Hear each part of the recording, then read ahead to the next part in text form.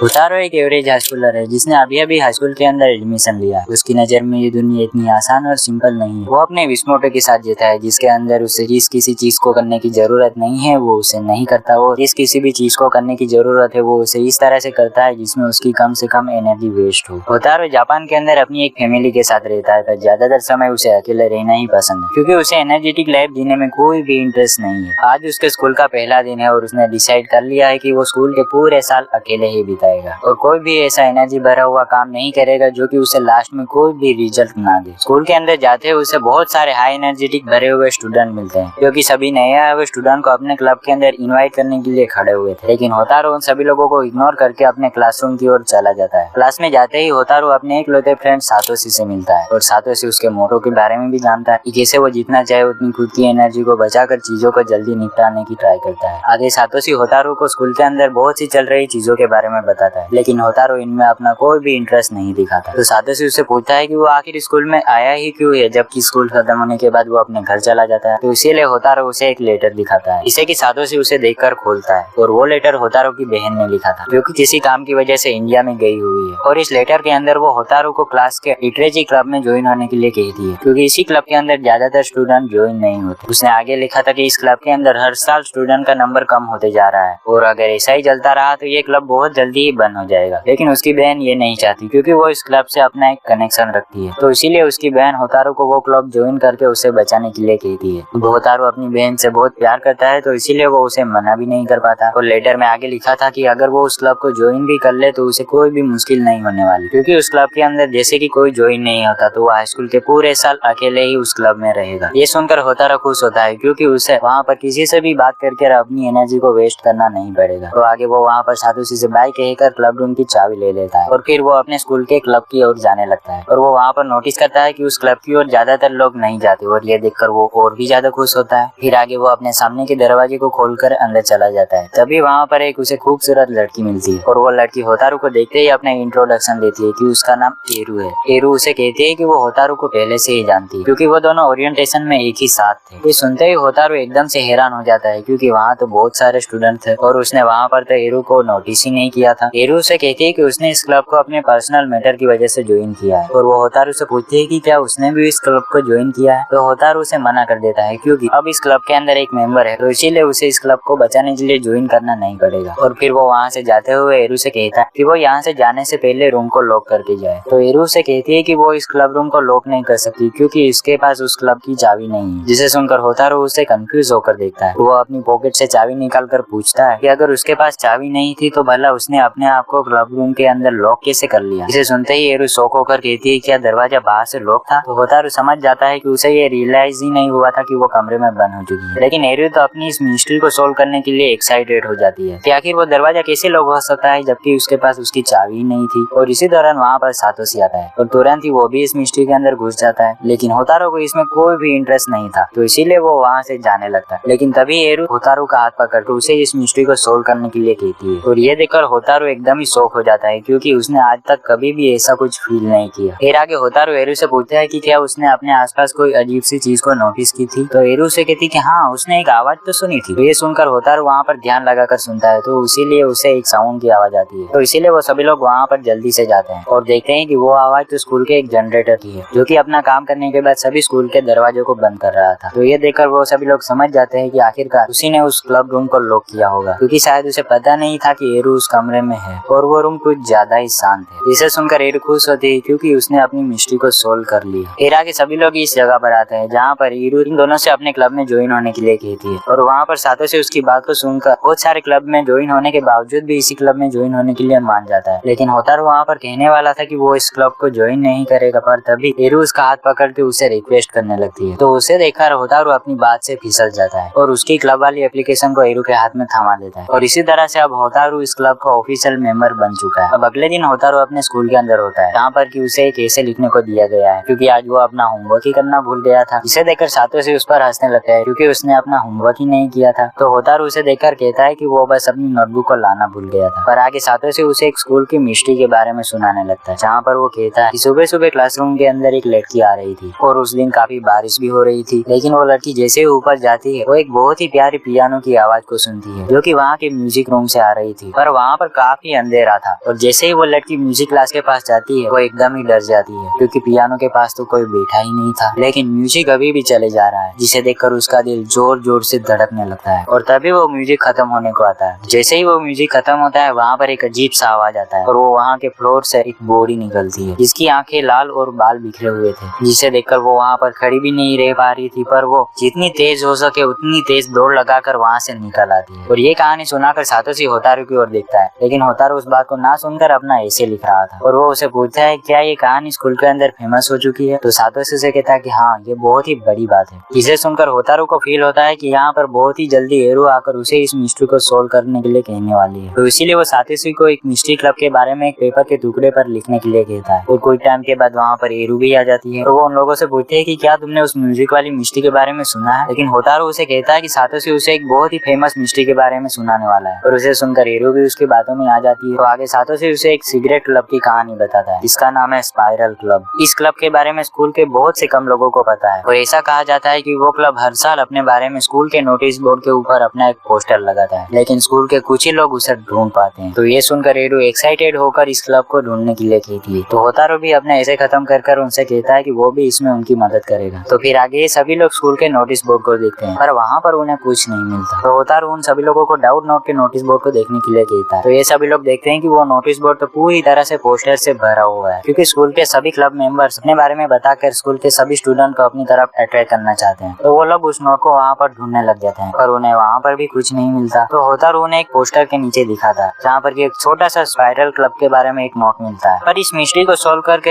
एरू कुछ ज्यादा खुश नहीं होती क्योंकि इसके बारे में अभी भी कोई गलत बातें हैं। लेकिन अब सभी लोग लेट हो रहे थे तो वो अपने अपने घर निकल जाते हैं। सातोशी और होतारू एक साथ घर जा रहे थे तो सातोशी होतारू से पूछता है कि आखिर उसने एक झूठ बोर्ड की कहानी बनाकर एक पोस्टर को नोटिस बोर्ड को लगाकर एक मिस्ट्री की तरह क्यों दिखाया? तो होतारू से कहता है वो बस उस म्यूजिक क्लास के अंदर नहीं जाना चाहता क्योंकि वो रूम उनके रूम से काफी दूर है। जिसे सुनकर सातोशी उसे हंसते हुए कहता है तो क्या तुम्हें उस म्यूजिक क्लासरूम की मिस्ट्री के बारे में पता है? तो होतारू उसे कहता है कि म्यूजिक रूम के अंदर कोई एक पर्सन सोता रहता है जिसने की अपनी पूरी लाइफ म्यूजिक के नाम कर दी है। उन लोगों की आदत ऐसी होती है कि वो म्यूजिक रूम में ही सोते हैं ताकि वो अपने टाइम को इसके अलावा किसी और में वेस्ट ना कर सके। तो इसीलिए वो लड़की उस खिड़की को बंद कर उसी रूम में सो गई और उसने एक सीढ़ी को एक अलार्म की तरह लगा दिया ताकि उसके खत्म होने के बाद वो वहाँ से उठ सके। तो इसीलिए वो उस लड़की को दरवाजा खोलने के बावजूद भी ना दिख सके। और उसने जब उस लड़की को अचानक से देखा जो कि लाल आंखों के साथ थी जो कि कम सोने की वजह से हुई थी और इसी चीज को देखकर वो लड़की डरकर वहाँ से भाग गई। तो सातोशी उसे कहता है कि उसकी एनर्जी बचाने वाली टेक्निक एरू के सामने काम नहीं आने वाली क्योंकि वही एक अकेली है जो उसे काम में लगवा सकती है। फिर आगे इसी तरह से ये दोनों अलग होकर अपने घर निकल जाते हैं और इसी तरह से इस बात को 1 महीने से ज्यादा हो जाता है और होतारू को उस क्लब की आदत लग चुकी है। ज्यादातर वो इसकी कोई भी शिकायत नहीं करती क्योंकि अपनी क्लास खत्म होने के बाद वो वहाँ जाकर अपनी किताब को आराम से पढ़ सकता है और उसे तब अच्छा लगता है जब एरू उससे कोई भी बात नहीं करती, वो बस अपनी किताब को पढ़ती रहती है। तो उसने एक क्यूट आदत भी बना ली है जहाँ पर जाते ही वो उसे कुकीज खाने के लिए देती है। पर एक दिन होतारू चाय पीते हुए अपनी उस किताब को पढ़ रहा था तभी एरू उसके पास आकर कहती है कि उन्हें इस क्लब में इस तरह से नहीं रहना चाहिए। होतारू उसे कहता है बैठ जाओ, अपनी एनर्जी को इसे काम में वेस्ट मत करो। लेकिन एरू कंप्लेन करती है कि वो लोग इस क्लब में कोई भी फन नहीं करते। होतारू कहता है ये एक लिटरेचर क्लब है ना कि कोई फन क्लब जिसमें कि वो कोई फनी वाली एक्टिविटी कर सके। तो एरू कहती है हमें आने वाले स्कूल फेस्टिवल के अंदर अपनी कुछ प्रिपरेशन करनी चाहिए। लेकिन होतारू उसे कहता है कि उससे स्कूल के फेस्टिवल में कोई भी इंटरेस्ट नहीं है। तो एरू उसे कहती है कि वो ये बात नहीं सुनना चाहती कि वो लोग इस फेस्टिवल में कुछ भी नहीं करेंगे। तो इसीलिए होतारू उसे दूसरे क्लब की तरह दुकान खोलने के लिए कहता है। तो एरू उसे मना करते हुए कहती है कि लिटरेचर क्लब की तरह ही उन्हें भी हर साल अपने मेंबर के लिए कोई एंथोलॉजी बनानी चाहिए। तो होतारू उसे मना करते हुए कहता है कि उन्हें ऐसा कोई भी काम नहीं करना चाहिए जिसमें कि उनकी बहुत सारी एनर्जी वेस्ट हो जाए। तो उन्हें किसी आसान काम को चुनना चाहिए। और वहाँ पर एरू जीत करने लगती है और उसे वो पूछती है क्या आसान है, उसकी हर दिन जीत को सुनते रहना या फिर एंथोलॉजी बनाना। तो होतारू का आखिरकार इसके लिए मानना ही पड़ता क्योंकि वो अब इसके लिए मना नहीं कर सकता था। फिर आगे होतारू एरू से पूछता है क्या तुम्हें पता है कि आखिर एंथोलॉजी कैसी बनाई जाती है? तो एरू कहती है नहीं, मैं नहीं जानती। तो होतारू कहता है अगर उसे पता ही नहीं कि एंथोलॉजी आखिर कैसे बनाई जाती है तो वो लोग उसे कैसे बनाएंगे? तो एरू से कहते हैं कि बस हमें पहले वाली एंथोलॉजी को ढूंढना है जिसे देखकर हम उसमें से कुछ आइडियाज ले सके। इसे देखकर होतारू नाराज हो जाता है क्योंकि एरू उसे बहुत ज्यादा काम करवा रही थी, लेकिन वो एरू से कुछ भी नहीं कह पाता क्योंकि एरू तो उसके लिए बहुत ज्यादा एक्साइटेड थी। और आगे ये लोग उसे ढूंढने लगते हैं लेकिन उनके हाथ कुछ भी नहीं लगता। इसकी वजह से होतारू की हालत कुछ इस तरह की हो चुकी थी। और एरू उसे कहते हैं कि उनकी खोज अभी भी पूरी नहीं हुई और वो उसे पकड़कर लाइब्रेरी में ले जाती है क्योंकि उसे लगता है कि लाइब्रेरी में इसके बारे में कुछ मिल सकता है। पर वहाँ जाते ही वो दोनों एक लड़की से मिलते हैं जिसका नाम माया का इबारा है और वो वहाँ पर होतारू को देखते ही कहती कि आखिर तुम यहाँ पर क्या कर रहे हो, जबकि यहाँ पर तुम्हारे काम की कोई चीज भी नहीं है। जिसे सुनकर होतारू भी उसे कहता है क्या तुम्हें पढ़ाई करनी भी आती है क्योंकि तुम यहाँ पर बैठी हो। इसे सुनते ही इबारा थोड़ा गुस्सा हो जाती है, पर तभी वहाँ पर सातोशी आ जाता है। जिसे देखकर इबारा का मूड बहुत ही जल्दी चेंज हो जाता है। जिसे देखकर हीरो होतारू से इन दोनों के बारे में पूछती है। होतारू उसे कहता है कि इबारा मिडिल स्कूल से ही सातोशी को लाइक करती थी। आगे सातोशी इन दोनों से पूछता है कि तुम लोग यहाँ पर क्या कर रहे हो, तो होतारू कहता है एरू ने ही यहाँ पर उसे जोर जबरदस्ती लाया है। जिसे सुनकर सातोशी जोर जोर से हंसते हुए इबारा और एरू दोनों को एक दूसरे से इंट्रोड्यूस करवाता है। लेकिन वहाँ पर एरू डायरेक्ट ही पॉइंट पर आते हुए कहती है क्या उन लोगों ने किसी लिटरेचर क्लब की एंथोलॉजी को देखी है, तो इबारा होतारू को देखकर कहती है क्या सच में इसके जैसा लूजर बॉय किसी क्लब में ज्वाइन हुआ है, तो होतारू उसे चुप होने के लिए कहता है। और इबारा एरू से कहती है कि उसने कभी भी इस तरह की चीजें लाइब्रेरी में नहीं देखी, पर शायद वो कहीं पढ़ी हुई हो। इसे सुनकर एरू से कहती है कि क्या वो पढ़ी हुई चीजों को देख सकती है, तो इबारा उसे कहती है इसके लिए तो हमें पहले लाइब्रेरियन की परमिशन लेनी होगी। जिसे सुनते ही होतारू अपने सबर को खोकर वहाँ से निकल रहा था, और तभी एरू उसे पकड़ के कहती है उसने अब कसम खा ली है कि वो उसे काम करवा कर ही छोड़ेगी। और वो आगे कहती है कि वो यहाँ पर लाइब्रेरियन के आने तक वेट करेंगे। जिसे कि ये दोनों लड़ने लगते हैं। तो ये देखकर सातोशी इबारा से वो अपनी एक मिस्ट्री कहने के लिए कहता है जो उसने उसे पहले कही थी। इसे देखकर होतारू सोचने लगता है कि वो अब यहाँ से नहीं निकल सकता। और फिर आगे इबारा अपनी कहानी को कहती है एक किताब है जिसे लाइब्रेरी में से लंच के बाद कोई ले जाता है और स्कूल खत्म होने से पहले उसे लौटा भी जाता है। ये काफी कंफ्यूजिंग है क्योंकि वो उन सभी किताब को एक हफ्ते तक अपने पास रख सकते हैं, लेकिन जो भी इस किताब को ले जाता है वो शाम तक उसे वापस लौटा देता है। तो इसीलिए एरू उस किताब को दिखाने के लिए पूछती है और इबारा उन्हें वो किताब दिखाती है। और उस किताब का कवर काफी अच्छा और ये किताब उनके स्कूल की हिस्ट्री के बारे में। लेकिन होतारू उन सभी लोगों की बातों पर ध्यान नहीं दे रहा था, वो तो बस अपनी किताब को ही पढ़े जा रहा था। उसे तो बस जल्दी से एंथोलॉजी को ढूंढकर अपने घर जाना है। और एरू उसे इस मिस्ट्री को सोल्व करने के लिए मजबूर कर देती है। तो होतारू कहता है शायद ये इतनी भी बड़ी बात नहीं है क्योंकि कोई शायद इसे अपने फ्री टाइम में पढ़ना चाहता है। तो इबारा उन्हें दिखाती है कि इस किताब को कोई एक पर्सन नहीं बल्कि हर बार अलग अलग स्टूडेंट ले जाते हैं। और इसीलिए काफी कंफ्यूजिंग है क्योंकि हर बार वो सभी लोग किताब को ले जाकर स्कूल खत्म होने से पहले लौटा जाते हैं। जिसे सुनकर होतारू भी कंफ्यूज हो जाता है, पर वो ऐसी कोई भी चीज पर अपनी एनर्जी वेस्ट नहीं करना चाहता। लेकिन एरू उसे ये सोल्व करने के लिए जीत करने लगती है। तो होतारू उसे चुप होने के लिए कहता है क्योंकि वो सभी लोग एक लाइब्रेरी के अंदर है। जिसे उसे लगता था कि एरू चुप रह जाएगी, लेकिन एरू तो उस मिस्ट्री को सोल्व करने के लिए होतारू से जीत करने लगती है। जिसे देखकर होतारू अपने मन में सोचता है कि एरू को मनाने से अच्छा तो इस मिस्ट्री को सोल्व करके अपनी एनर्जी को बचा सकता है। और वो अपना दिमाग लगाकर कहता है कि इस किताब को कोई भी पढ़ने के लिए नहीं ले जाता क्योंकि इतनी बड़ी किताब को कोई एक ही टाइम पर नहीं पूरा कर सकता। और वो उन सभी लोगों से पूछता है कि इस किताब को हम दूसरी किस तरह से यूज कर सकते हैं। तो इबारा कहती है कि शायद वो सभी लोग इसे पिल्लो की तरह यूज करते हैं। और सातोशी कहता है शायद इसे वो किसी सील की तरह इस्तेमाल करते होंगे। और लास्ट में एरू कहती है कोई बॉडी बनाने के लिए वेट की तरह इसे यूज करता होगा। और उनके ये सारे जवाब को सुनकर होतारू परेशान होकर खुद ही सोचने लग जाता है कि आखिर इस बुक को किस चीज के लिए यूज कर सकते हैं। तो इसीलिए वो कुछ क्लू को एक साथ जोड़ते हुए कहता है कि इस किताब को ले जाने वाली सभी लड़कियां सभी की सभी क्लास 2 से है और उसे इससे ज्यादा कुछ पता नहीं चलता। इसे देखकर इबारा उसके ऊपर हंसने लगती है। तभी एरू को उसकी तरफ से अजीब सी स्मेल आती है, तो उसे वो सूंघने लगती है। लेकिन इबारा को खुद से कोई भी स्मेल नहीं आ रही थी। लेकिन एरू कहती है कि ये स्मेल किसी पेन जैसी है। जिसे सुनकर होतारू को एक आइडिया आता है और वो उन्हें किसी जगह पर जाने के लिए कहता है। और तभी एरू उससे भी वहाँ पर ले जाने के लिए जिद करने लगती है। होतारू को एरू के साथ लड़के अपनी एनर्जी को वेस्ट नहीं करना था, तो वो इसके लिए चुपचाप मान जाता है। फिर आगे होतारू सभी लोगों को आर्ट क्लास की ओर ले जाकर कहता है फ्री टाइम पर एक ही क्लास खुला होता है क्योंकि आर्ट क्लास है। यहाँ पर की डिफरेंट सेक्शन की लड़कियां एक साथ आती है और यही एक जगह है जहाँ पर वो सभी लड़कियां इस किताब को ले जा सकती है। लेकिन ये दोनों अभी भी कंफ्यूज थे कि वो लोग इसे भला यहाँ पर क्यों ले जाएंगे। तो होतारू कहता है ये तो हमें वहाँ जाके ही पता चलेगा। तो वो लोग वहाँ जाते ही हैरान हो जाते हैं और अपने सामने देखते हैं कि सामने की पेंटिंग में तो हर एक लड़की उसी किताब के साथ पेंट है। वो लड़कियां इस किताब को इसलिए ले जाती थी क्योंकि उसका कवर काफी खूबसूरत है। इसकी वजह से वो सभी लोग इसे पेंटिंग की तरह यूज करती थी। और ये किताब का वेट काफी ज्यादा भारी था, तो इसे कोई भी घर ले जाना नहीं चाहता था और इसीलिए वो किताब को ले जाकर शाम तक वापस लौटा देते थे। और ये सुनते ही इबारा और एरू काफी ज्यादा इम्प्रेस हो जाते हैं। ये सभी लोग लाइब्रेरी में वापस आते थे तो होतारू इन सभी बातों के बारे में सोचता है कि उसने ऐसा प्लान नहीं किया था कि स्कूल के अंदर अपने फ्रेंड्स और मेमोरीज को बनाना। वो ये सब करने के लिए नहीं आया, वो तो बस यहाँ पर कम से कम काम करके निकल जाएगा। लेकिन तभी एरू उसे पकड़ के कहती है कि वो लोग थोड़ा लाइब्रेरी के अंदर वेट करेंगे क्योंकि एंथोलॉजी उन्हें चाहिए ही चाहिए। और फाइनली वहाँ पर लाइब्रेरियन आ जाती है। तो सातोशी एरू को उसे इंट्रोड्यूस करवाता है और उसे वो एंथोलॉजी के बारे में पूछता है। वो लाइब्रेरियन कहती है वो एंथोलॉजी तो यहाँ पर नहीं है, शायद वो किसी दूसरे रूम में हो सकती है। जिसे सुनकर एरू थोड़ी सी सैड होती है। सातोशी उसे कहता है वो लोग उसे जल्दी ढूंढ ही लेंगे। फिर ये सभी लोग अपने अपने घर निकल जाते हैं। तो अगले दिन सुबह सुबह एरू होतारू को कॉल लगाकर कहती है उसे कुछ उससे जरूरी बातें करनी है और वो इस चीज के लिए इंतजार नहीं कर सकती। जिसे सुनकर होतारू उसे मना करने की कोशिश करता है, पर हमेशा की तरह वो उसे मना नहीं कर पाता। इसीलिए वो शाम के वक्त कैफे के अंदर कॉफी पीते हुए वहाँ पर एरू का इंतजार कर रहा था कि वो वहाँ पर लेट है। थोड़ी देर के बाद एरू वहाँ पर आ जाती है और उसके सामने बैठ जाती है। तो होतारू आगे उसे पूछता है कि वो आखिर उससे क्या बात करना चाहती थी, लेकिन उस बात को कहने के लिए एरू थोड़ा सा हिचकिचा रही थी। वो उसे परेशान होकर होतारू उठ खड़ा होकर वहाँ से जाने लगता है। तभी एरू उसे कहती है कि वो थोड़ी सी नर्वस है। होतारू उसे पूछता है कि वो भला आखिर किस बात पर नर्वस है। तो एरू होतारू की ओर देखकर कहती है वो उसे कुछ कन्फेस करना चाहती है, जिसे सुनते ही होतारू शॉक होकर वहीं पर बैठ जाता है और उसका दिल तो जोर जोर से धड़कने लगता है, क्योंकि होतारू को लगता था कि वो उसे कहने वाली है कि वो उसे प्यार करती है। और तभी एरू की बेकार की बातों को छोड़कर कहती है उसे अपनी एक मिस्ट्री को सोल्व करने के लिए उसकी मदद चाहिए। और वो उसे मिस्ट्री के बारे में बताते हुए कहती है उसका एक अंकल था जो कि 42 साल पहले अपने एक स्कूल में पढ़ता था और वो उसी टाइम पर लिटरेचर क्लब का प्रेसिडेंट भी था। 7 साल पहले वो किसी काम की वजह से इंडिया में गया था, लेकिन उसके बाद से उसके अंकल का कोई भी पता नहीं चल रहा। एरू आगे कहती है बचपन में वो और उसके अंकल साथ में ही टाइम बिताते थे। एरू को थोड़ा बहुत याद है कि वो अपने अंकल के साथ बचपन में अपने पार्क में खेला करती थी, लेकिन ये सब तो ठीक चल रहा था। लेकिन उसने अपने अंकल से एक सवाल पूछा और उस सवाल का जवाब उसके अंकल ने इस तरह से दिया जिसे सुनकर वो डर के रोने लगी थी। और ये आंसर देने के बाद उसका अंकल भी सैड हो गया था और एरू को वहाँ पर रोते हुए देखकर भी उसके अंकल ने उसे शांत नहीं करवाया। इसके बाद उसकी मॉम उसे वहाँ से ले गई और वो सो गई थी और इसके बाद उसने इसे दोबारा कभी भी याद नहीं किया और वो इस बात को कुछ दिनों बाद भूल गई। तो इसीलिए वो इस बात को दोबारा से याद करने के लिए उसकी मदद मांगती है, लेकिन होतारू उसे पहले ही मना कर देता है, क्योंकि उसे ये रियलाइज होता है कि वो उसके बचपन का एक बहुत ही इम्पोर्टेंट पार्ट है और अगर उसे ये बात याद आ गई तो ऐसा हो सकता है कि उसको उसकी लाइफ को देखने का पूरा नजरिया ही बदल जाए। तो इसीलिए वो ये रिस्पॉन्सिबिलिटी नहीं ले सकता और होतारू उसे ये खुद से याद करने के लिए कहता है या फिर वो इसमें किसी और की मदद ले ले। तो एरू कहती है कि उसने ये सब ट्राई कर लिया पर फिर भी वो इसके बारे में पता नहीं लगा पाई और उसने स्कूल में भी अपने अंकल के बारे में स्टाफ से पूछा, पर वहाँ पर कोई भी इतना पुराना नहीं है जिसे इस हादसे के बारे में पता हो और वो ये भी चाहती है कि कोई भी इंसान उसके पास्ट के बारे में ना जाने। तो इसीलिए उसने होतारू से मदद मांगी, क्योंकि वो थोड़ा बहुत उसके अंकल की तरह ही है। होतारू कहता है कि तुम्हारे पास स्कूल के 3 साल है तो तुम इसे आराम से याद कर सकती हो। तो एरू से कहती है कि वो इस बात को उसके अंकल के फ्यूनरल से पहले याद करना चाहती है, क्योंकि उसके अंकल की कोई भी खबर नहीं मिल रही। तो इसीलिए सभी लोग उन्हें मरा हुआ घोषित करके बहुत ही जल्द उनका फ्यूनरल करने वाला है। तो इसीलिए वो इन बातों को याद करना चाहती है ताकि वो अपने अंकल को अच्छे से गुड बाय कह सके। और ये बात कहकर एरू होतारू को देखे जा रही थी। तो होतारू से कहता है ठीक है कि वो इसमें उसकी मदद करेगा, लेकिन अगर इस बात से एरू को कुछ हुआ तो वो इसकी जिम्मेदारी नहीं लेगा। और ये सुनकर एरू उसे थैंक्स कहती है। और इसी तरह से उनके कुछ ही दिनों में मिड टर्म एग्जाम भी आ जाते हैं, जिसकी वजह से वहाँ की सारी क्लब एक्टिविटी को बंद कर दिया जाता है ताकि सभी स्टूडेंट अपनी पढ़ाई कर सके। तो इसी वजह से होतारू एरू से नहीं मिल पा रहा था। वो तो बस सातोशी से मिलता है क्योंकि वो दोनों एक ही क्लास में है और इन दोनों में होतारू बस स्कूल जाता है और घर आकर अपनी पढ़ाई करता है। इसी तरह से उनके फाइनल एग्जाम भी खत्म हो जाते हैं और होतारू तो अपने घर आकर वहाँ पर आराम करने लग जाता है। पर तभी अपने डेस्क के अंदर उसकी बहन ने दिया हुआ लेटर का ख्याल आता है। तो इसीलिए वो उसे खोलकर देखता है। इसमें लिखा था कि उसकी बहन अभी किसी शहर के अंदर नहीं बल्कि जापान के किसी MSc कॉलेज में है, क्योंकि उसके पास एक प्रॉब्लम आ गई थी। और आगे उसने उसे पूछा था कि क्या उसने उस क्लब को ज्वाइन कर लिया है और क्या उस क्लब के अंदर और भी मेंबर ज्वाइन हुए हैं। और उसने ये भी लिखा था कि स्कूल फेस्टिवल आ रहा है तो उसने मिलकर एंथोलॉजी बनानी चाहिए, क्योंकि जब से वो क्लब बना है तब से लेकर ये एक ट्रेडिशनल की तरह हो चुका है। और इसी के साथ उसने एक बहुत ही इम्पोर्टेंट बात लिखी थी, जिससे कि होतारू की कई सारी प्रॉब्लम सोल्व हो गई। इसमें लिखा था कि उन्हें पुराने एंथोलॉजी लाइब्रेरी में नहीं मिलेंगी, वो सभी उन्हें एक केबिन वाले लॉकर के अंदर मिलेगी जो कि उनके क्लब रूम में है। और वो वाला लॉकर लॉक नहीं है तो वो लोग उसे आसानी से खोल सकते हैं, जिसे पढ़कर होतारू बहुत ही अच्छा फील करता है, क्योंकि उसे एंथोलॉजी को ढूंढने के लिए ज्यादा मेहनत करने की कोई जरूरत नहीं पड़ेगी। तो अब अगले दिन वो क्लब के अंदर जाता है और वो देखता है कि उनके क्लब को अब इबारा ने भी ज्वाइन कर लिया है। और होतारू उन्हें अपने बहन के लेटर के बारे में कहता है, जिसे सुनते ही वो सभी लोग खुश होकर वहाँ पर लॉकर को ढूंढने लगते हैं, लेकिन वो लॉकर उन्हें नहीं मिलता। तो सभी लोग सोचते हैं कि आखिर वो लॉकर गया तो गया कहाँ। तो होतारू कहता है कि हर सीजन क्लब रूम के क्लासरूम को चेंज किया जाता है, तो उनका क्लासरूम भी चेंज हुआ है। तो इबारा कहती है फिर तो हमें स्टाफ रूम के अंदर पूछना चाहिए, लेकिन होतारू मना करते हुए कहता है उसने पहले ही पूछ लिया कि वो क्लब आज के दिन पर बायोलॉजी रूम है। तो ये बात सुनते ही ये दोनों वहाँ पर निकल जाती है। उन्हें देखकर होतारू कहता है कि ये दोनों शायद मुझे भूल गई। और तभी एरू वहाँ पर वापस आकर उसे पकड़कर साथ में ले जाती है। जब वो सभी लोग बायोलॉजी क्लासरूम की ओर जा रहे थे तब इसी दौरान रास्ते में होतारू 2 छोटे छोटे सिगरेट के बॉक्स को नोटिस करता है। फिर आगे वहाँ पहुंचकर एरू दरवाजे को खोलती है, पर वो दरवाजा बंद था। तो वहाँ पर आवाज लगाती है, जिसे सुनते ही एक लंबे बालों वाला लड़का वहाँ पर निकल आता है और वो वहाँ पर निकलते ही दरवाजे को एकदम से बंद कर देता है। वो उनसे कहता है कि वो लोग इस टाइम पर इस लैब को अपने क्लब रूम की तरह यूज कर रहे हैं, लेकिन आज के दिन वो अकेला है क्योंकि यहाँ पर आज कोई भी उसका मेंबर नहीं आया। और वो लड़का उनसे पूछता है कि आखिर तुम लोग यहाँ पर क्यों आए हुए हो। और तभी होतारू नोटिस करता है कि उसकी बॉडी से तो परफ्यूम की स्मेल आ रही थी। और तभी एरू कहती है कि वो लिटरेचर क्लब की प्रेसिडेंट है और वो यहाँ पर एक लॉकर को ढूंढने के लिए आई हुई है, लेकिन वो लड़का कहता है कि उसने यहाँ पर किसी लॉकर को नहीं देखा। देखा। तो एरू से कहती है कि शायद वो कहीं अंदर पड़ा होगा। तो वो लड़का कहता है मुझे इसके बारे में नहीं पता और मैंने इस रूम को लिया है, वो लोग वहाँ पर नहीं देख सकते। और ये सुनता ही होतारू वहाँ से जाने लगता है, लेकिन इबारा उसे रोककर कहती है कि अगर उन्हें ये लॉकर वहाँ पर नहीं मिला तो उन्हें पूरे के पूरे स्कूल के क्लब रूम में उसे ढूंढना होगा। ये सुनते ही वो वापस मुड़ जाता है क्योंकि वो नहीं चाहता कि वो इतनी सारी एनर्जी को इस काम में खर्च करे। और एरू उस लड़के से कहती है कि ये एक क्लासरूम है तो वो लोग इसे आराम से देख सकते हैं। ये सुनकर वो लड़का थोड़ा बहुत सोचकर कहता है ठीक है वो लोग इसे देख सकते हैं पर उन्हें ये काम जल्दी खत्म करना होगा। और फिर ये लोग अंदर जाते हैं। वहाँ पर होतारू नोटिस करता है कि टेबल पर कुछ पेपर पड़े हुए हैं और वहाँ पर एक रेडियो भी था और तो और वहाँ की सारी खिड़कियाँ भी खुली थी और फैन भी खिड़कियों की तरफ चल रहा था। और ये लोग वहाँ पर लॉकर को ढूंढ रहे थे, लेकिन उन्हें देखकर वो लड़का बहुत ही शांत खड़ा हुआ था। तभी एरू कहती है कि वो तो यहाँ पर भी नहीं है। और ये सुनते ही वो लड़का थोड़ा सा रिलीज फील करता है। और तभी होतारू से पूछता है कि क्या उन लोगों ने पुरानी चीजों को कहीं पर रख दिया है। तो वो लड़का कहता है कि हाँ वो कुछ पुराना कार्डबोर्ड को दूसरी जगह पर ले गए थे। और होतारू कहता है कि शायद उन्हें इस रूम को अच्छी तरह से चेक करना चाहिए क्योंकि इस रूम के अंदर बहुत सारी चीजें जैसी तैसी पड़ी हुई है। जिसे सुनते ही वो लड़का गुस्सा होते हुए कहता है कि उसके पास इतना टाइम नहीं है। तो होतारू से कहता है कि इसमें तो उसे कुछ भी नहीं करना। जिसे सुनते ही वो लड़का और भी ज्यादा गुस्सा होते हुए कहता है कि वो नहीं चाहता कि कोई भी उसकी चीजों को छुए। तो होतारू उन्हें कहता है कि वो लोग उसकी चीजों को दोबारा वापस वहीं पर रख देंगे। ये सुनते ही वो लड़का थोड़ा डर जाता है, लेकिन वो गुस्सा होते हुए उन्हें यहाँ से जाने के लिए कहता है। जिसे देखकर वो दोनों लड़कियां तो डर जाती है, पर होतारू उसे देखकर समझ गया था कि वो कुछ ना कुछ छिपा रहा है। और वो उस लड़के से कहता है वो लोग यहाँ से चले जाएंगे पर उसी लड़के के किसी एक क्लब मेंबर से वो लोग इस रूम को सर्च करवाएंगे। और ये सुनते ही वो लड़का और भी ज्यादा डर जाता है। और आगे होतारू कहता है कि उन्हें लाइब्रेरी में कुछ काम है तो उन्हें अभी जाना होगा, पर वो जल्दी यहाँ वापस आएंगे और उन्हें तो बस वो एंथोलॉजी चाहिए, तो वो उसे मिले तो उनके क्लब रूम के अंदर रख के चला जाए। ये सुनकर वो लड़का गुस्सा तो होता है पर वो कहता है ठीक है, वो उसे मिले नहीं तो वो उसके क्लब रूम के अंदर रख देगा। तो होतारू उन दोनों लड़कियों को वहाँ से ले जाकर एक जगह पर थोड़ी देर रुकने के लिए कहता है। और थोड़ी देर बाद वो जैसे ही अपने क्लब रूम के अंदर जाते हैं वो देखते हैं कि एंथोलॉजी तो उनके टेबल पर ही पड़ी हुई है। इसे देखकर इबारा होतारू से पूछते है कि उसे आखिर कैसे पता चला कि वो एंथोलॉजी उसी लड़के के पास है। तो होतारू से कहता है कि हाँ मैं ये बात तुम्हें बताऊंगा पर तुम्हें इस बात को किसी और से नहीं कहना होगा। तो इबारा भी इसके लिए मान जाती है। तो होतारू से कहता है कि वहाँ जाने से पहले उसने रास्ते में 2 सिगरेट के बॉक्स को देखा था और वो लड़का जैसे ही आया तो उसके बर्ताव से ऐसा लग रहा था कि वो किसी चीज को छुपाना चाहता था। और वो लोग जैसे ही रूम में गए तो उन्होंने देखा कि सभी खिड़कियां तो खुली हुई है और तो और फैन भी खिड़की की तरफ ही चल रहा था, जबकि वहाँ के टेबल के पास बहुत सारे कागज थे जो कि उड़ के खिड़की से बाहर जा सकते थे। तो फिर आखिर उसने ऐसा क्यों किया होगा? इसका मतलब तो यही था कि वो बस रूम से हवा को बाहर निकालना चाहता था। तो इबारा कहती कि तो फिर वो क्या वहाँ पर सिगरेट पी रहा था? तो होतारू कहता है कि हाँ वो वहाँ पर सिगरेट ही पी रहा था और जो हमने बाहर देखे थे वो सिगरेट के बॉक्स ही थे। और वो लड़का एक अच्छी फैमिली से बिलोंग करता है, तो अगर उसे किसी ने स्कूल के अंदर सिगरेट पीते हुए पकड़ लिया तो उसका खेल खत्म हो जाएगा। और शायद उसने उस सिगरेट के बॉक्स को उसी बॉक्स के अंदर रखा था, इसीलिए वो हमें दिखाने के लिए डर रहा था। और इसी दौरान वहाँ पर सातोशी आ जाता है, लेकिन होतारू देखता है कि वहाँ पर एरू किसी चीज को देखकर बहुत ही ज्यादा सीरियस हो गई थी और एरू उसे साइड में ले जाकर कहते हैं कि इस इंसिडेंट का नाम है हायुका। और वो उसे कहते हैं कि उसने इसी के बारे में उसके अंकल से पूछा था और उनके जवाब से वो डर गई थी। तो उसे सुनकर होतारू रियलाइज करता है कि 45 साल पहले कुछ तो हुआ था। तो आगे होतारू उस इंसिडेंट को लेकर पढ़ने लगता है जिसमें लिखा था कि किसी की को जाते हुए 1 साल से ज्यादा हो गया, पर बस वो हीरो बन के नहीं बल्कि एक लेजेंड बनकर सभी लोगों के इंस्पिरेशन बना और उन सभी के लिए अपने आप को सेक्रीफाइस कर दिया। तो इसीलिए उसे स्कूल की हिस्ट्री के अंदर हमेशा के लिए याद रखा जाएगा। और तभी एरू अपने सर को पकड़कर कहती है कि वो इस सच के बहुत करीब है, लेकिन वो बात आखिर उसके दिमाग में याद ही नहीं आ रही। और तभी होतारू देखता है कि ये तो सेकंड इंसिडेंट है, तो वो इबारा से पहला इंसिडेंट ढूंढने के लिए कहता है, लेकिन इबारा उसे कहती है यहाँ पर तो पहला इंसिडेंट है ही नहीं। जिसे सुनकर एरू तो सैड हो जाती है और फिर आगे ये सभी लोग इसी तरह से अपने घर जाने लगते हैं। यहाँ पर होतारू एरू से कहता है कि उसे शायद सातोशी और इबारा से भी हेल्प ले लेनी चाहिए। तो एरू से कहती है कि वो अपने प्रॉब्लम को ज्यादा लोगों से शेयर नहीं करना चाहती। तो होतारू से पूछता है कि क्या फिर वो उन्हें अपना फ्रेंड नहीं मानती? जिसे सुनते ही वो वहीं पर रुककर कहती है कि वो इसके बारे में कल उन्हें बता देगी। फिर अगले दिन एरू इन दोनों को अपनी प्रॉब्लम के बारे में बता देती है। जिसे सुनकर सातोशी उसे कहता है कि अब तो वो लोग जानकर ही रहेंगे कि आखिर 45 साल पहले स्कूल के अंदर क्या हुआ था। तो इसीलिए सभी लोग वहाँ पर डिसाइड करते हैं कि वो सभी लोग अपनी अपनी एक थियरी बनाकर एरू के घर जाएंगे कि आखिर 45 साल पहले हुआ क्या था। फिर आगे होतारू हमेशा की तरह आलसी बनकर सातोशी का एक जगह पर वेट कर रहा था और तभी सातोशी उसे दूर से आवाज देता है, जिसके बाद ये अपनी जर्नी को स्टार्ट कर देते हैं। इसमें कि वो दोनों एक शहर से एक गांव की ओर चले जाते हैं। जहाँ पर जाते ही होतारू सातोशी से पूछता है कि क्या तुम्हें स्कूल में एनर्जेटिक लाइफ जीने में मजा आता है? जिसे सुनकर सातोशी कहता है कि हाँ, उसे कोई ना कोई प्रॉब्लम तो है पर फिर भी वो कोई भी सिचुएशन में अपने आप को ज्यादा से ज्यादा खुश रखना चाहता है। जिसे सुनकर होतारू सोचता है कि वो तो इन लोगों से बिल्कुल उल्टा है, वो तो किसी भी चीज में अपना मजा नहीं ढूंढता और उसे नए लोगों से मिलना भी पसंद नहीं। और इसी तरह से ये दोनों एरू के घर पहुंच जाते हैं, जो कि दिखने में काफी अच्छा था। आगे सातोशी कहता है उसे तो लगा था कि कोई मेड आकर उन्हें यहाँ से अंदर ले जाएगी। और अंदर जाते ही ये दोनों मिलते हैं एरू से, जो कि उन दोनों को अपने एक गेस्ट रूम में ले जाती है। और वहाँ पर जाते जाते वो लोग नोटिस करते हैं कि एरू का घर काफी पुराना है। वो लोग जैसे ही रूम के अंदर पहुंचते हैं वो देखते हैं कि वहाँ पर तो इबारा पहले से ही मौजूद थी। और फिर ये लोग भी वहाँ पर बैठ जाते हैं और फाइनली एरू अपनी मीटिंग शुरू कर देती है। और वो कहते हैं कि वो सभी लोग एक एक करके अपनी अपनी थियोरी को कहेंगे और बाकी लोग उसे सुनकर अपना अपना ओपिनियन देंगे। और इसमें सबसे पहले एरू अपनी थियोरी बताती है, जिसमें कि वो उन सभी लोगों को एक नोट देकर कहती है शायद 45 साल पहले जब स्कूल के अंदर स्कूल फेस्टिवल चल रहा था तब उसके अंदर कुछ गुंडे बदमाश घुस आए थे और फिर वो लोग सभी लोगों से पैसे लेने लगे होंगे, जिसे देखकर उनके अंकल ने बाकी सारे स्टूडेंट के साथ मिलकर उन्हें भगा दिया और इसमें उन्होंने कुछ गुंडों को मारा था। इसी वजह से टीचर ने शायद उन्हें स्कूल से बाहर निकाल दिया। और ये कहने के साथ ही वो अपनी थियोरी को खत्म कर देती है, जिसे सुनकर ये लोग कहते हैं कि उन्हें नहीं लगता कि ऐसा कुछ वहाँ पर हुआ होगा, क्योंकि इस तरह के फेस्टिवल 40 साल बाद शुरू हुए थे। और दूसरा रीजन ये है कि उनका स्कूल उन्हें इस फेस्टिवल के अंदर कोई भी दुकान खोलने नहीं देता था जहाँ स्कूल के अंदर कोई बच्चा पैसे कमा सके, ताकि कोई भी स्टूडेंट के सर पर पैसा असर ना करे। तो अगर उनके टाइम पर ऐसा कोई दुकान वहाँ पर था ही नहीं तो भला कौन वहाँ पर उनसे पैसे लेने के लिए आएगा। और उनकी बात सुनकर एरू कहते हैं कि उनकी बात में पॉइंट तो है। और तभी सातोशी और इबारा कहते हैं कि वो लोग यहाँ पर बैठे बैठे थक गए हैं तो वो लोग बाहर जा सकते हैं, क्योंकि आज का दिन काफी अच्छा है। तो फिर ये सभी लोग बाहर जाते हैं, जहाँ पर इबारा अपनी थियोरी को बताती है। 45 साल पहले उनके स्कूल ने गवर्नमेंट के साथ लड़ाई की थी, क्योंकि वो लोग स्कूल को अपने कंट्रोल में लेकर वहाँ के सभी स्टूडेंट को मैनिपुलेट करके उन्हें फौजी में भर्ती करवाना चाहते थे। लेकिन उन्हें रोकने के लिए स्कूल के सारे टीचर और स्टूडेंट एक साथ होकर उनके अगेंस्ट चले गए, जिसमें शायद इसी की जो कि एरू का अंकल था वो इसमें मेन लीडर था। और जब गवर्नमेंट ने उसे ये करते हुए देखा तो शायद गवर्नमेंट ने अपनी पावर का यूज करके उसे स्कूल से बाहर निकाल दिया, जिसे सुनकर सातोशी कहता है ऐसा हो सकता है, पर फिर भी इस थियोरी में कुछ अभी भी क्लू छूट रहे हैं। और वो कहता है कि अब उसे काफी भूख लग रही है। तो फिर ये सभी लोग किचन में जाते हैं, जहाँ पर एरू उन सभी लोगों के लिए खाना बनाती है। और ये सभी लोग एक टेबल के पास बैठ जाते हैं और इस बार सातोशी अपनी थियोरी को बताता है, जिसके हिसाब से 45 साल पहले गवर्नमेंट और स्कूल की लड़ाई नहीं हुई होगी, क्योंकि उस टाइम पर उनकी गवर्नमेंट काफी खुश थी। और ऐसा नहीं हुआ होगा तो लड़ाई शायद स्कूल के अंदर टीचर और स्टूडेंट के बीच ही हुई होगी, जिसमें कि शायद टीचर स्टूडेंट को स्कूल फेस्टिवल पर ज्यादा ध्यान ना लगाकर अपनी पढ़ाई पर ध्यान देने के लिए कह रहे होंगे, जिसकी वजह से सारे स्टूडेंट टीचर पर गुस्सा हो गए हो, किसी ने किसी टीचर को पनिश कर दिया होगा, जिसकी वजह से उसे शायद स्कूल से निकाल दिया होगा। तो होतारू उसे कहता है ऐसा हुआ होगा तो वो लोग शायद उसे जुलाई में ही बाहर निकाल देते, क्योंकि उसी महीने के अंदर स्कूल फेस्टिवल होता है। लेकिन उसके अंकल को तो अक्टूबर में निकाला गया था। तो इबारा उसे कहते हैं कि इसके अलावा उनके पास और कोई भी थियोरी नहीं है। जिसके बाद ये सभी लोग होतारू की ओर देखते हैं। तो होतारू उन सभी लोगों से कहता है कि उसने जो भी थियोरी बनाई थी उसे तो उन सभी लोगों ने पहले ही डिस्कस कर लिया है, लेकिन सातोशी उसे अपनी थियोरी बताने के लिए फोर्स करता है, जिसकी वजह से होतारू खड़े होकर बाथरूम का रास्ता एरू से पूछता है। और बाथरूम की ओर जाते वक्त वो एक रूम को देखता है, जिसे देखकर वो समझ जाता है कि ये शायद एरू का ही कमरा है। और वो उस रूम को देखकर एरू के लिए थोड़ा बुरा फील करने लगता है, क्योंकि एरू इसके लिए बहुत मेहनत कर रही है लेकिन उसने एरू के लिए कुछ भी नहीं की। तो वो बाथरूम में जाकर सोचने लगता है कि क्या वो इसके बारे में कोई थियोरी बना सकता है जिससे कि वो इस मिस्ट्री को सोल्व कर सके। मतलब इसने अभी तक अपनी थियोरी को नहीं बनाया। और कुछ सोचने के बाद वो सभी लोगों के पास आता है और वहाँ पर आते ही कुछ पॉइंट को बताता है। पहला, उन्हें पता है कि एरू के अंकल को अक्टूबर में निकाला गया था, तो लड़ाई शायद जून में हुई थी और इन दोनों चीज के बीच में बहुत सारे महीने आते हैं। सेकंड, लड़ाई स्कूल के अंदर ही हुआ था, यानी कि जो लड़ाई हुई थी वो टीचर स्टूडेंट के बीच में ही थी। और ये शायद इसीलिए हुआ क्योंकि टीचर स्टूडेंट से कुछ छीनना चाहते थे, जो कि उन्हें बहुत ही ज्यादा पसंद था। और वो लोग ध्यान से सोचे तो स्टूडेंट को हाई स्कूल के अंदर एक ही चीज सबसे ज्यादा पसंद आती है और वो है स्कूल फेस्टिवल, क्योंकि वही एक जगह है जहाँ पर हर एक स्टूडेंट अपनी एक्टिविटी को बिंदास होकर कर सकता है। और शायद यही वजह है उस लड़ाई की। और उन्हें ये भी बात पता है कि पहले स्कूल फेस्टिवल के अंदर 5 दिन हुआ करते थे और अभी बस 3 दिन होते हैं। तो शायद उसी दिन कुछ ऐसा हुआ था जिसकी वजह से आज ऐसा हो रहा है। मतलब टीचर स्कूल फेस्टिवल के दिनों को कम करना चाहते थे, इस वजह से वो सभी स्टूडेंट गुस्सा हो गए थे और सभी स्टूडेंट मिलकर इसके खिलाफ आवाज उठाने लगे। और फाइनल उन्होंने शायद इसके बारे में टीचर के साथ एग्रीमेंट भी कर लिया, जिसमें कि टीचर वो नहीं कर पाए जो उन्हें करना चाहिए था। और इसी की भी शायद उन सभी में से एक था जो कि शायद उन सभी स्टूडेंट को लीड करता था। और ये चीज करते हुए टीचर ने उन्हें देख लिया ताकि वो आगे चलकर ऐसा कुछ दोबारा ना कर पाए। इसीलिए सभी टीचर्स ने मिलकर डिसाइड किया कि वो लोग उसे स्कूल से बाहर निकाल देंगे। लेकिन वो लोग शायद उसे इतनी जल्दी नहीं निकाल सकते थे, क्योंकि ऐसा किया तो सारे स्टूडेंट शायद फिर से भड़क जाएंगे। तो इसीलिए उन्होंने मामले को थोड़ा ठंडा होने का वेट किया और अक्टूबर मंथ के अंदर किसी छोटी सी गलती की वजह से उसे स्कूल से बाहर निकाल दिया। और वो शायद स्कूल से किसी हीरो की तरह बाहर निकला, इसीलिए इंसिडेंट नंबर 2 में उसे हीरो की तरह दिखाया गया था। एरू से सुनकर सेड होकर कहती कि फाइनली उसे अब पता है कि उस दिन आखिर क्या हुआ था। और सातोशी और इबारा के पास भी होतारू की थ्योरी को गलत साबित करने के लिए कोई भी पॉइंट नहीं बचते। लेकिन एरू इसे सेटिस्फाई नहीं थी। एरू होतारू से पूछती है कि अगर भला वो स्कूल से हीरो बनकर बाहर निकला था तो जब उसके अंकल ने उसको जवाब दिया था तो वो इतनी रोई क्यों थी। और इसका जवाब तो होतारू के पास भी नहीं था, लेकिन फिर भी वो उसे थैंक्स कहती है कि आखिरकार ये मिस्ट्री सॉल्व हो गई। इसके बाद ये दोनों वहाँ वहाँ से जाने के लिए निकलते हैं। यहाँ पर एरू होतारू को एक छाता देती है क्योंकि बाहर की ओर बारिश हो रही थी और फिर ये दोनों वहाँ से जाने लगते हैं। और तभी सातोशी होतारू से कहता है उसने बहुत दिनों बाद उसे किसी चीज पर इतना एफर्ट लगाते हुए देखा है, तो क्या ये सब एरू की वजह से है? होतारू कहता है ऐसा कुछ भी नहीं, वो बस थोड़ा बहुत अपनी लाइफ को उनकी तरह जीने की कोशिश कर रहा है। आगे वो कहता है कि जब भी वो उन तीनों को देखता है तो उसे उनके लिए कुछ करने का मन होता है। तो सातोशी उसे कहता है मतलब हमारी तरह खुश होकर जीना बुरा नहीं है ना? तो होतारू उसे कहता है कि हाँ शायद ये हो सकता है। और ये कहते ही ये दोनों साइकिल चलाकर वहाँ से जाने लगते हैं। होतारू एरू के घर से आने के बाद अपनी उस थियोरी को सोचने लगता है और वो वहाँ पर उस टाइम को याद करता है जब वो पहली बार एरू से मिला था और उसने जो भी उसके साथ बीता है टाइम को याद करता है। तो सभी चीजें उसकी लाइफ की सबसे कलरफुल मोमेंट थी। तभी वो सोचता है कि एरू के अंकल सिकी के लिए भी उसका लाइफ ऐसा था। और तभी उसे उसकी बहन का कॉल आता है जो कि उसे कहती है कि वो दूसरी कंट्री में जाकर बहुत मजे कर रही है और वो उसे पूछते है कि वो आजकल क्या कर रहा है। तो होतारू उसे कहता है वो लोग एक एंथोलॉजी बनाने के लिए कुछ चीजों पर रिसर्च कर रहे हैं। जिससे सुनकर उसकी बहन कहती है कि क्या उस काइंड हार्ट हीरो का दुखद घटना अभी तक चल रहा है। इसे सुनकर होतारू समझ नहीं पाता था क्योंकि वो लोग सोचते हैं कि वो तो एक लेजेंड की तरह स्कूल से बाहर निकल गया था, तो आखिर ये भला कैसे कोई दुखद घटना हो सकती है। जिसे सुनकर होतारू अपनी बहन से इसके बारे में और चीजें पूछने के लिए कहता है, लेकिन उसकी बहन बाय कहकर फोन को काट देती है। तो वो अपने रूम में बैठकर अपने उस कागज में लिखी गई थियोरी को देखने लगता है, जिसे देखकर उससे समझ आता है कि उसका थियोरी अभी भी पूरा नहीं है। और होतारू वहाँ पर रियलाइज करता है कि ज्यादातर स्टूडेंट के लिए हाई स्कूल की लाइफ सबसे इम्पोर्टेंट पार्ट होता है, लेकिन सिकी को स्कूल खत्म होने से पहले ही निकाल दिया था। तो क्या वो इस सेक्रीफाइस से खुश था? और ये इंसिडेंट बनाता है कि ये एक हैप्पी कहानी नहीं बल्कि एक दुखद घटना है। और फिर अगले दिन वो एक क्लब के अंदर एक मीटिंग बुलाता है और वो वहाँ जाते ही देखता है कि बाकी सब वहाँ पर पहुंच चुके हैं। तो इबारा उसे पूछता है कि उसने भला यहाँ पर उन्हें क्यों बुलाया। तो वो उसे कहता है कि वो अपनी थियोरी में किसी एक मिस्टीरियस पार्ट को भूल रहा है। तो एरू भी उसे कहती है कि उसे भी लग रहा था कि उसकी थियोरी में कुछ ना कुछ तो मिसिंग है। होतारू उसे कहता है कि उसे फिक्र करने की कोई जरूरत नहीं है क्योंकि आज के दिन वो इस पूरी स्टोरी को पता लगा कर ही आएंगे। तो सातोशी उसे पूछता है कि क्या उसकी थियोरी गलत है। होतारू उसे कहता है कि नहीं, पर जरूर उनसे कोई चीज छूट गई है जिसकी वजह से पूरा स्टोरी गलत डायरेक्शन में चला गया। तो वो उन सभी लोगों से कहता है कि उन्हें सेक्रीफाइस शब्दों को अच्छे से इन्वेस्टिगेशन करना पड़ेगा क्योंकि सेक्रीफाइस शब्दों को एक प्राउडली मूवमेंट के लिए किया जाता है, पर इसे हम सैड मूवमेंट के लिए भी याद कर सकते हैं। तो सातोशी उसे कहता है कि स्टोरी को देखकर यह बताना मुश्किल है कि राइटर ने इसे किस तरह से लिखा है और इस चीज को जानने के लिए उन्हें राइटर से ही पूछना पड़ेगा। इस पर होतारू कहता है कि आज वो यही करेंगे। तो सातोशी उसे सरप्राइज होकर पूछता है कि क्या वो ऑथर को जानता है। तो होतारू उसे कहता है कि उसने थोड़ा रिसर्च करके ऑथर के नाम को निकाल लिया है और वो एक कागज को इबारा को देखकर कहता है कि क्या इसे देखकर तुम्हें कुछ याद आ रहा है। इसे देखकर इबारा हैरान होकर कहती है कि इस कहानी का राइटर और कोई नहीं बल्कि लाइब्रेरियन है। सातोशी उसे पूछता है कि क्या सच में वो श्योर है कि वो लाइब्रेरियन ही है क्योंकि सेम नाम के लोग और भी हो सकते हैं। तो होतारू कहता है कि हाँ, इसके लिए उसने कुछ कैलकुलेशन की है और उसकी उम्र के हिसाब से वो घटना से मिलती जुलती है, जिसमें कि वो घटना 45 साल पहले की है और वो भी उस टाइम के अंदर इस लिटरेचर क्लब की मेंबर थी। तो वो वहाँ से जल्दी से निकल कर उन्हें कहता है कि उसने पहले से मीटिंग फिक्स करके रखी है। तो बाकी सब भी अपने सामान को जल्दी से लेकर लाइब्रेरी में चले जाते हैं और वहाँ पर जाते हुए देखते हैं कि लाइब्रेरियन तो अभी भी सभी किताब को अपनी जगह पर रख रही थी। तो उनसे कहते हैं कि अभी भी उसे थोड़ा काम है, तो इबारा इसमें उसकी हेल्प करती है। तभी होतारू आगे आकर उसे ह्यूका के बारे में पूछता है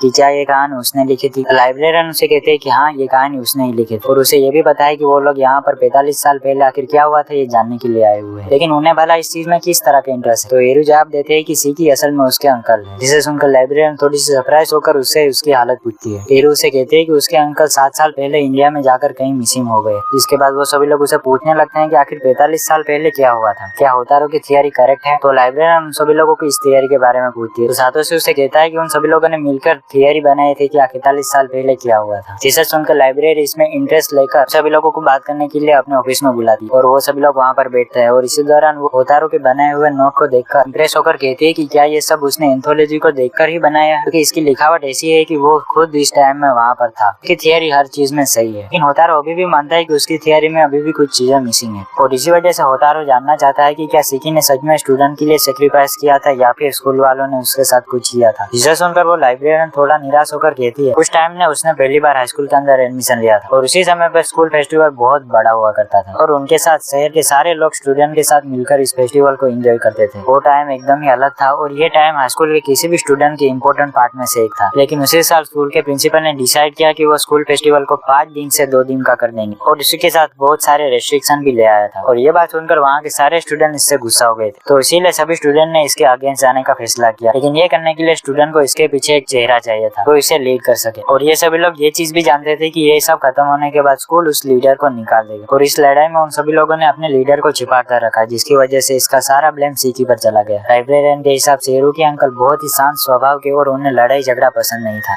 कुछ टीचर और स्टूडेंट की वॉर बड़ी होती रही, लेकिन आखिरकार लास्ट में टीचर को उन लोगों की बातों को मानना ही पड़ा। लेकिन जब सभी स्टूडेंट इसको सेलिब्रेट करने के लिए ग्राउंड के अंदर बॉम्ब फायर जलाने लगे, तभी आग जाके स्कूल की एक पुरानी बिल्डिंग को लग जाती है। इसकी वजह से वो पूरी की पूरी बिल्डिंग पूरी तरह से तबाह हो जाती है, जिसे देखकर पुलिस भी इस केस में ज्वाइन हो गई थी। तो इसीलिए टीचर को एक एग्जाम्पल देने के लिए सीकू को भी मेन लीडर करके स्कूल से निकाल दिया गया। और जब उसे निकाला गया तब एक भी स्टूडेंट उसे बचाने के लिए आगे नहीं आया, और वो लाइब्रेरियन भी उसे निकालते हुए बस देखती रही। ये कोई हीरो वाला काम नहीं था, पर फिर भी ये सब होने के बाद भी सिकी ने अपना साइलेंस नहीं तोड़ा। उसके बाद लाइब्रेरियन उन सभी लोगों से कहते हैं कि यही सारी कहानी थी, और वो उनसे पूछते हैं कि क्या तुम लोग और कुछ जानना चाहते हो। और तभी एरू खड़े होकर उससे इशू नंबर 2 के बारे में ह्यूका का नाम पूछती है। तो लाइब्रेरियन उसे कहते हैं कि ह्यूका नाम उसके अंकल ने ही चॉइस किया था, और उसे भी इसका पता नहीं कि इसका क्या मतलब होता है। और तभी होतारो रियलाइज करते हुए कहता है कि क्या वो लोग ये देख नहीं पा रहे, ये बस एक रोल प्ले है। और ये बात सुनकर वो सभी लोग एक एक करके उसकी तरफ देखकर ये सारी चीजों को रियलाइज करने लगते हैं। लेकिन एरू उसमें फिर भी समझ नहीं पाती, तो वो पूछती है आखिर इसका मतलब क्या है। तो होतारो उसे एक पेपर में लिखकर दिखाता है, जिसे देखकर वो समझ जाती है कि आखिर वो क्या था, और तभी उसकी आंखों से आंसू निकल आते हैं। ह्यूका का इंग्लिश मतलब देखे तो हाई स्क्रीम है। सिकी ने जानबूझ के इस नाम को सिलेक्ट किया क्योंकि वो इस वर्ड में अपनी फीलिंग को छिपाना चाहता था, जिसका मतलब था हाई स्क्रीम, यानी कि जोर से चिल्लाना। उसने चिल्लाकर कहना चाहा कि उसने इस प्रोटेस्ट को शुरू नहीं किया, उसे तो इसके बारे में कुछ भी नहीं पता। वो उन सभी स्टूडेंट के खिलाफ लड़ना चाहता था जो उसको हेल्प नहीं कर रहे थे। और तभी हीरू कहती है कि आखिरकार उसे याद आ गया कि उस टाइम पर उसके अंकल ने उसे क्या कहा था। उसने कहा था कि इसी टाइम में जो अपने दोस्तों से रोकर हेल्प मांगेगा तब वो तुमसे मुंह मोड़ लेंगे, वो तो बस तुम्हें जिंदा निकलते हुए देखेंगे, जहाँ पर तुम कुछ नहीं कर सकते बस चिल्लाने के अलावा। तो फिर इसी तरह से अगले दिन ये सभी लोग स्कूल के क्लब रूम में मिलते हैं, जहाँ पर इबारा ने एंथोलॉजी के नोटबोर्ड को बना लिया था, जिसे देखकर एरू तो काफी इंप्रेस थी। पर तारो वहाँ पर कंप्लेन करता है कि वो भला आखिर सिकी की स्टोरी को लिखने का इंचार्ज क्यों है। तो ये सब लोग कहते हैं कि उसने इस मिस्ट्री को सोल्व किया तो उसे ही लिखना पड़ेगा। फिर स्कूल खत्म होने के बाद होतारो एरू के साथ घर जाने लगता है। तब वहाँ पर एरू कहती है कि ये देखकर वो सरप्राइज है कि लिखने का काम को उसने एक्सेप्ट किया। तो होतारो उसे कहता है कि उसने एक्सेप्ट नहीं किया था, बल्कि उसे जबरदस्ती करवाया गया है। और वो एरू को देखकर पूछता है कि वो भला आखिर इबारा और सातोशी की हेल्प लेने के लिए क्यों मान गई। वो जवाब देते हैं कि वो अपनी पास्ट लाइफ में नहीं बल्कि अपनी प्रेजेंट लाइफ में जीना चाहती है, तो इसीलिए वो अपने पास्ट को अपने आप पर कंट्रोल होने नहीं देगी। तो इसी के साथ ये वाले पार्ट को यहीं पर खत्म करते हैं। आशा करता हूँ कि तुम्हें ये वाली स्टोरी भी पसंद आई होगी। तो अगर ये वीडियो अच्छा परफॉर्म करती है तो इसका नेक्स्ट पार्ट जल्दी आ जाएगा। तो फिर मैं मिलता हूँ तुम्हें एक और इसी नई वीडियो में, तब तक के लिए बाय बाय, सायोनारा।